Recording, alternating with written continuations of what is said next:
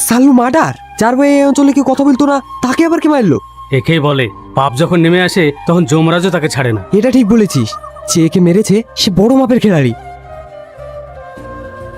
তোমাকে দেখতে তো খুব সুন্দর লাগছে, গাল দুটো যেন একদম কমলা লেবু।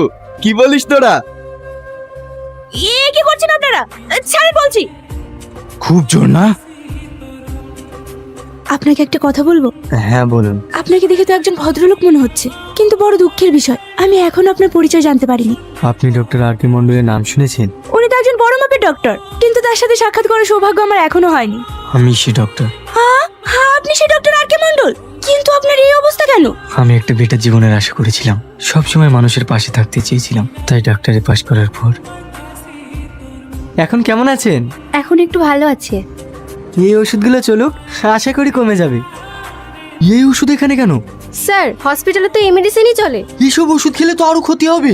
এখন থেকে এই মেডিসিনগুলো আর চলবে না, আমি যে মেডিসিনগুলো লিখে দিচ্ছি সেইগুলো চলবে। Okay sir. এসব কি চলছে? এসব মেডিসিন খেলে তো পেশেন্ট আরো অসুস্থ হয়ে পড়বে। স্যার, প্রতিটা হসপিটালে এখন একই অবস্থা। সরকার থেকে যেসব মেডিসিনগুলো দেয় সেইগুলো আমাদের কাছে এসে পৌঁছায় না। এই নাও। তোমাকে আমায় নিয়ে টেনশন করতে হবে না, তুমি সাবধানে থেকো আর আমার সোনার খেয়াল রেখো। তোমার তো বলেই ছুটি, ও কথাটা দুষ্টু জন্য ঠিক তোমার মতোই হয়েছে। আমার সন্তান তো আমার দিকে যাবে। হ্যাঁ গো, আমিও চাই আমাদের বেবি যেন ঠিক তোমার মতোই হয়। পাগলি কোথাকার।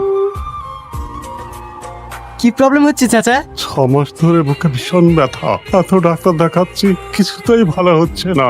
ঠিক আছে, আমি মেডিসিন লিখে দিচ্ছি, এইগুলো নিয়মিত খান, আশা করি কমে যাবে। এই যে আমাদের গরিবের দেবতা। কি বলছেন এসব? কি বলছি? আপনি কি চাইছেন সেটা বলুন। আমাদেরকে কি একটু সুস্থভাবে বাঁচতে দেবেন না? আমি আবার কি করলাম? কি করলেন? আপনি হসপিটাল ছেড়ে নার্সিং হোম ছেড়ে রাস্তাঘাটে ফ্রিতে চিকিৎসা করে বেড়াচ্ছেন। এতে আমাদের রেপুটেশনটা কোথায় যাচ্ছে ভেবে দেখেছেন? আপনি চেম্বারে বসে 500 টাকার জায়গায় 600 টাকা ভিজিট নেন, তাতে আমাদের কোনো আপত্তি নেই, কিন্তু আপনি ফ্রিতে কেন চিকিৎসা করবেন?